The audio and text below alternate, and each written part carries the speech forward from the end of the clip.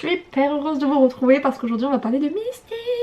Faut savoir que j'ai fait l'unboxing de l'épreuve sur TikTok, mais ne vous inquiétez pas, vous aurez quand même cette magnifique couverture ici présente. Oh, je l'adore! Vous, au moment où cette vidéo sort, je crois que le livre sort demain pour vous. Donc si jamais vous ne l'avez pas encore acheté ou précommandé, si vous voulez le prendre en numérique, précommandez-le parce que c'est important, ça envoie un message à Amazon en mode coucou, regarde, ce livre il est vachement attendu, le référencement est meilleur. Donc si vous voulez le prendre en numérique à 4,99 €, vous passez dans le lien dans la description. Si vous voulez en papier, il faudra un tout petit peu attendre. Il est au prix de 17,90 € et on va découvrir une nouvelle héroïne du multivers. Si jamais vous êtes tombé par hasard sur cette vidéo, je suis dans l'écriture d'un multivers. Vous avez plusieurs héros qui se passent dans le même univers. Et donc là on va découvrir Misty, donc elle se passe dans la timeline du présent, donc en même temps que Artemis. Pour rappel, Honora c'est la timeline du futur, oui parce que je n'ai pas pu faire comme tout le monde évidemment, sur un multivers j'ai décidé d'avoir deux timelines différentes pour me compliquer la vie. On va découvrir Misty, ce tome 1 se passe en septembre, pour Artemis le tome 1 se passe genre en mai début juin. Donc on est quelques mois après le tome 1 d'Artemis. A savoir d'ailleurs que le tome 2 d'Artemis, qui est en pleine correction actuellement, se passe en octobre, pour vous situer un petit peu la chronologie. Je vous remettrai une petite chronologie dans les livres en tout début. D'ailleurs, au début des bouquins va apparaître un petit avant-propos en fait qui vous explique tout simplement que Misty c'est une héroïne du multiverse, que donc il y a d'autres sagas dans le même univers, etc. Parce que j'ai quand même eu des personnes qui m'ont dit c'est marrant, les loups-garous dans Artemis et Honora c'est la même chose.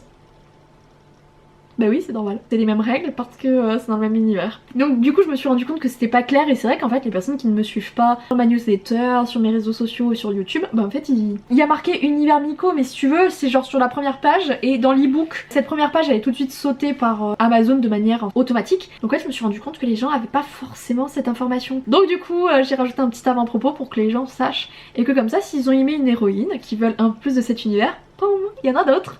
Donc là on va suivre Misty. Misty vraiment c'est une héroïne qui est extrêmement chère à mon cœur parce que je suis extrêmement fan de Mercy Thompson. Est-ce que j'ai encore besoin d'en parler hein? Et donc Mercy Thompson c'est de l'urban fantasy. À mes 16 ans j'avais très envie d'écrire un urban. J'ai réfléchi et j'ai commencé à écrire sur Misty, qui avait ce nom là, était une sorcière démonologue et qui était liée à un démon qui s'appelle Jamie en référence à Outlander. C'est des choses que j'ai gardées cette histoire là, mais en fait quand j'ai commencé à l'écrire, à la base c'était une sorcière qui était complètement déconnectée de ses émotions, qui était extrêmement badass, reçoit en fait un courrier de l'Assemblée des sorcières comme quoi elle a fait une connerie, et là elle recommence à ressentir de la peur et c'est le début un peu des emmerdes. Sauf que je me suis arrêtée très vite, enfin très vite, je pense que j'ai écrit 30 000 mots quand même dessus, mais je sentais que j'étais pas prête, que ça dépassait mes petites compétences de gamine de 16 ans, donc j'ai laissé de côté. J'ai laissé de côté pendant 11 ans, et en fait Misty elle a toujours dormi dans un coin de ma tête. Je savais que j'allais écrire son histoire, et donc 11 ans plus tard j'ai écrit son histoire. Sauf que vous vous doutez bien qu'en 11 ans cette histoire elle s'est un peu cristallisée. Je l'ai rattachée au multiverse parce que Misty était tellement parfaite pour le multiverse qu'elle ne pouvait qu'être rattachée à cette histoire. Ça m'a rajouté une pression d'enfer parce que je ne voulais pas que la gamine de 16 ans que j'étais soit déçue de ce que j'allais en faire, vous voyez. Dès le départ en fait de mon intrigue, je me suis rendu compte que Misty ça allait pas être... Enfin, elle est un peu déconnectée de ses émotions, mais c'est surtout qu'elle subit quelque chose de très violent qui touche les créatures surnaturelles, parce que ça je le savais déjà à l'époque. C'est drôle de voir que j'ai quand même vachement repris ce que j'avais imaginé à mes 16 ans. Misty est née en 1789, elle est donc très âgée. Les créatures surnaturelles ne pouvant mourir, c'est le cas des loups-garous, des vampires, des sorcières, il y en a quand même pas mal dans mon univers qui ne peuvent pas mourir de vieillesse ou de maladie, c'est le cas des sorcières, et en fait, si tu ne te fais pas dégommer par n'importe qui, tu peux vivre très longtemps. C'est ce qui arrive à Misty. Elle est âgée et elle subit de plein fouet qui est nommé l'ennui. L'ennui c'est une sorte de dépression en fait qui arrive aux créatures surnaturelles anciennes. Le problème c'est que ce sont des êtres souvent puissants parce que ils ont réussi à survivre. Ça amène souvent à des pétages de plomb qui sont souvent des massacres en fait, des personnes qui n'ont rien demandé. Donc on surveille de très près les anciens qui commencent à ressentir l'ennui, il faut les tuer souvent avant qu'ils commettent des massacres ou réussir à leur redonner le goût de vivre. L'ennui c'est ni plus ni moins qu'en fait une sorte de dépression des créatures surnaturelles anciennes. Et en fait Misty va vite se rendre compte que elle est en train de plonger dans l'ennui. Il faut savoir qu'elle est donc accompagnée d'un démon qui s'appelle bien Jamie, ou Jamie à la française, comme vous voulez, dans ma tête ça change aussi. Elle va vite se rendre compte en fait que son démon lui cache pas mal de trucs. À côté de ça, c'est la meilleure amie de Queen, vous n'avez pas pu passer à côté de lui si vous avez lu notamment le tome 2 et 3 d'Honora.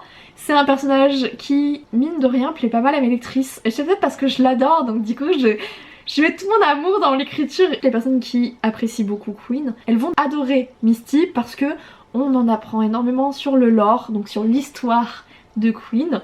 Il y a des trucs où c'était trop chouette parce que ma correctrice à la base c'est une de mes lectrices et elle a lu tous les bouquins du multivers, tu vois. Quand je commence un peu à parler de Queen, elle était en mode et j'étais trop contente parce que c'était vraiment la réaction que je voulais provoquer. Donc si vous aimez Queen, vous allez adorer Misty. On a quand même beaucoup de retours dans le passé. En fait j'ai galéré au début à écrire Misty jusqu'à ce que je réalise que j'avais besoin de lui mettre des flashbacks. Et donc en fait en chaque début de chapitre vous avez un court flashback, enfin court, voilà, on s'entend, mais comme dans Honora, dans le tome 2 d'Honora, vous avez des flashbacks, et ben c'est le cas avec Misty. Ces flashbacks vous expliquent tout ce qui s'est passé un peu dans la vie de Misty. T'as les choses de quand elle était vraiment encore très très jeune, comme des trucs qui se sont passés il y a genre 2 ans. Et donc on en apprend plus sur Queen parce qu'elle connaît Queen depuis extrêmement longtemps. Queen c'est son meilleur ami du coup, et c'est la personne qui sera en charge de la tuer si jamais elle succombe à l'ennui. Vous vous doutez bien, Queen il est très vieux, il est encore plus âgé qu'elle, il a déjà 500 ans, elle en a genre 234, donc elle est 2 fois plus jeune que lui. Il a pas du tout envie qu'elle meure. Ils vont essayer de trouver quelque chose pour lui redonner envie de un peu de vivre, vous voyez. Il se trouve que Queen gère la moitié de Paris, l'autre moitié étant gérée par des vampires. Il a mis en place une espèce de cellule qui s'appelle le Bureau des enquêtes surnaturelles, qui s'appelle la BSE. Ce sont des enquêteurs qui vont chercher les meurtriers de crimes surnaturels. Évidemment, il n'y a pas de prison, il n'y a pas réellement de procès, c'est-à-dire qu'une fois qu'il y a assez de preuves pour incriminer quelqu'un, ils le butent, voilà. Ce sont des créatures surnaturelles, ils ont des pouvoirs surpuissants, et ils peuvent pas se permettre de garder en vie des personnes qui ont déjà tué, de manière un peu gratuite, ou sous le nom d'appellation de crime passionnel, ce genre de choses. Elle va être un peu considérée comme une détective, elle va enquêter sur un crime qui reprend quand même pas mal qui elle est, puisque ce sont des sorcières qui sont assassinées alors qu'elles sont en train d'appeler un démon. Et donc tout l'enjeu va être de savoir genre pourquoi elles sont tuées, pourquoi elles font appel à des démons, etc. Sachant que du coup on découvre que les sorcières subissent de plein fouet une chute de natalité, sachant que la plupart des sorcières ça se transmet de génération en génération. C'est un milieu matriarcal, donc dirigé par des femmes. Ce sont elles qui ont le plus de pouvoir, etc. Et Misty a grandi dans une famille qui n'est pas, entre guillemets, soumise à cette perte de natalité. Misty c'est aussi une sorcière très particulière parce qu'elle fait partie d'un coven, donc d'un clan. Un clan de sorcières blanches, mais qui est un petit peu particulier parce que ce sont des sorcières grises, c'est-à-dire qu'elles vont utiliser la douleur mais dans des règles très strictes et très précises.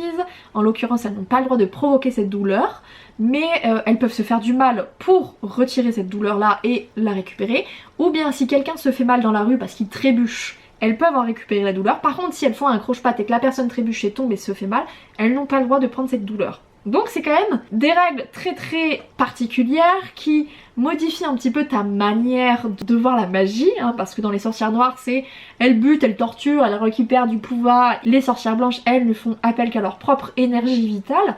Et les sorcières grises jouent un peu sur les deux tableaux, tout en restant quand même du bon côté de la barrière. On va en plus en découvrir sur la magie grise, on va aussi en découvrir plus sur les enfers, vous doutez bien les démonologues. On va du coup suivre cette enquête surnaturelle, on va essayer d'en apprendre plus sur Jamie et pourquoi il lui cache beaucoup de choses. On comprend vite aussi qu'il s'est passé un truc dans son passé, plusieurs choses même dans son passé qui ont des impacts très forts sur le présent. Bref, je peux rien vous dire de plus, je sais juste que normalement si vous ne finissez pas en terminant ce livre en vous disant oh putain de merde, j'ai raté mon taf. Bah là écoutez, je ne sais pas quoi faire d'autre, hein, je change de métier, mais si vous avez l'habitude, chez moi, vous devez finir vraiment genre en mode vous verrez certains trucs arriver, mais il y en a, vous ne pourrez pas les deviner. Et ça j'ai vraiment extrêmement hâte d'avoir vos retours parce que je sais déjà que j'ai des lectrices qui vont être là dans mes DM en mode quoi, il faut que j'attende novembre pour avoir la suite. Je sais que certaines vont me détester et très fière de moi, hein. J'ai super hâte. La couverture est vraiment très chouette. Pareil, on est parti sur du rouge, jaune, rouge pour rappeler les enfers. On a vraiment galéré avec Magali pour trouver cette couverture, mais j'en suis extrêmement fière. Enfin, on en est extrêmement fière. J'ai eu beaucoup de retours quand j'ai publié un newsletter de personnes qui me disaient waouh, elle est trop belle et tout. Et donc, on était contente de voir que finalement, on n'a pas autant bossé pour des pécadilles, hein, pour rien. Et vraiment, genre, j'ai tellement hâte que vous l'ayez entre vos mains. Honnêtement, ça a été très dur au début d'écrire sur Misty parce que du coup j'avais toute cette pression, cette angoisse de pas rater l'image que j'en avais d'elle, tout en modifiant quand même en 11 ans forcément, tout en modifiant avec l'intrigue et tout. En fait le fait d'avoir ajouté les flashbacks, ça m'a permis de mettre le doigt sur ce qui n'allait pas et là ça a réglé beaucoup de trucs. Je l'ai écrit, je me suis éclatée dessus et sachez que pour l'instant, pour ma correctrice, c'est son héroïne préférée entre Artemis, Honora et Misty, sachant que il reste encore mon héroïne doit apparaître en octobre, j'en ai une autre qui apparaît l'année prochaine, et après j'en ai deux autres mais qui vont apparaître beaucoup plus tardivement. Je vous avoue que je suis très contente, j'ai hâte de voir si Honora ou Artemis vont se faire détrôner par Misty, mais moi je suis tellement fière de celui-là, honnêtement, je sais que même si il a pas le même succès qu'Artemis, vous serez forcés de revenir dessus pour une raison très simple. Misty, elle est responsable de beaucoup de choses dans le multiverse. Elle a un rôle primordial, sachant que c'est toutes des héroïnes, donc elles ont toutes des rôles importants. Mais Misty, vraiment, elle est au centre de beaucoup de choses. Je peux pas trop vous en dire plus. Vous allez beaucoup aimer. J'ai vraiment très hâte. Ouais, juste achetez-le quoi. Genre, non, j'en suis vraiment très fière. Quand je vois toute la pression que j'avais pour l'écrire et que finalement je me dis genre, putain en fait c'était bien. Je me suis éclatée, je me suis tellement amusée que du coup j'ai très hâte. Sachez, et je vous l'annonce en avant-première, je crois que je m'en ai parlé peut-être en newsletter, et même pas sûr en vrai, Misty fait une apparition dans le tome 2 d'Artemis. C'est pour ça que je vous conseille, si vous avez lu Artemis, que vous comptez lire le tome 2 qui sort en juillet, lisez Misty en juin, parce que dans le tome 2 d'Artemis on spoil certaines choses qui se passent dans le tome 1 de Misty. Pas que vous ne pouvez pas lire le tome 1 de Misty après le tome 2 d'Artemis, mais il y a plein de cliffhangers en fait qui pour vous ne seront pas des cliffhangers quoi. C'est quand même dommage. Donc si jamais vous voulez vraiment vous éclater sur le multiverse, je vous invite très fortement à lire Misty. Donc le tome 1 de Misty, puis après, sortie du tome 2 d'Artemis en juillet, lisez le tome 2 d'Artemis après. J'espère que ça vous aura plu, que et ben ma foi vous allez peut-être craquer. En tout cas j'espère qu'il vous plaira. Moi je me suis éclatée et je pense qu'il y en a beaucoup qui vont l'apprécier. Donc merci à tous ceux qui vont le précommander ou qui l'achètent le jour de la sortie, puisque ça aide notamment aussi au référencement. Moi je vais vous laisser là, je vous fais à tous et à toutes des gros bisous. Je vous aime tous très fort. Ciao ciao.